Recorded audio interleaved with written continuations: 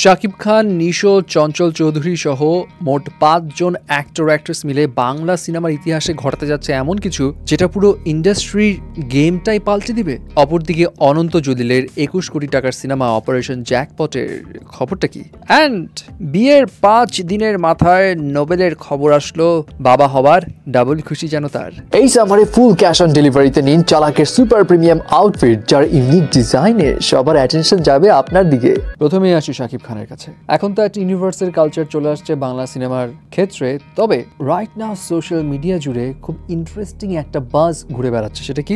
দেশীয় সিনেমার ইতিহাসে প্রথমবারের মতো খুবই প্ল্যান্ড ওয়েতে শুরু হচ্ছে একটা মাস্টার ট্রিলজি, যেখানে ৩টা চলচ্চিত্র ৩টা বছরে রিলিজ হবে, একটা মহাযজ্ঞ যেন শুরু হবে। জানানো হয় খুব দীর্ঘমেয়াদী একটা ভিশনে মূল চরিত্রগুলো বেছে নেওয়া হয়েছে, চরিত্রগুলোর গভীরতা এবং স্ক্রিন কমান্ড অনুসারে, যেখানে প্রাথমিকভাবে ৫ জন শীর্ষস্থানীয় অভিনয় শিল্পীকে ঘিরেই এগোচ্ছে এটার স্ক্রিন প্লের স্ট্রাকচার, যেখানে নাম উঠে এসছে শাকিব খান, নিশো, চঞ্চল চৌধুরী, মোশাররফ করিম এবং চিত্রনায়িকা শাবনূরের। অফকোর্স এখানে বাজেট, প্রোডাকশন ডিজাইন, টেকনিক্যাল স্কেলেও থাকছে বড়সড় চমক, এমনটা উঠে এসছে সেই বাজে। বাট এটা যদি সত্যি হয় তাহলে এটা শুধু প্রজেক্ট নয়, এটা হবে বাংলা ইন্ডাস্ট্রির একটা গেম চেঞ্জার। বিকজ এই ট্রায়োলজির যে কালচারটা সেটা আমরা সাধারণত দেখতে পাই বলিউডে, যেমন রণবীর কাপুরের ব্রহ্মাস্ত্র, এটা একটা ট্রায়োলজি ফিল্ম হবে, অর্থাৎ ৩টা সিকুয়েলের মুভিটা আসবে। তেমনি ৩টা সিকুয়েলের একটা মুভির প্ল্যান হচ্ছে এই ৫ জনকে ঘিরেই। সো লেটস সি আসলে কি হয়। এবার আসি অনন্ত জলিলের কাছে। অনন্ত জলিলের সিনেমা সামনে কি আসতে যাচ্ছে না আসতে যাচ্ছে এই বিষয়ে তো কোনো খোঁজ খবর নেই, তবে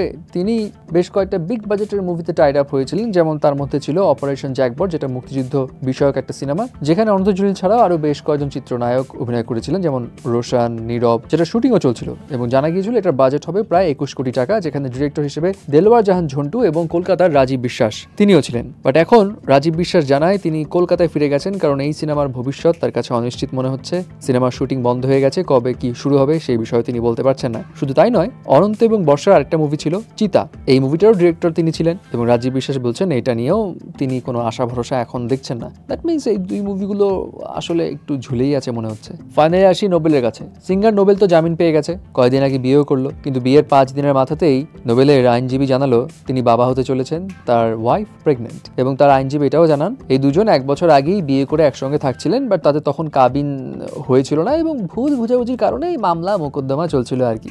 যাই হোক, এখন সবকিছু মিটে গেছে, নোবেল জামিনে পেয়ে গেছে, সুখে শান্তিতে সংসার করবে, বাবা হবে, বাবার দায়িত্ব পালন করবে। এমনটা হলেই ভালো হয়, নতুন কোনো ঝামেলা না জড়ালেই হলো।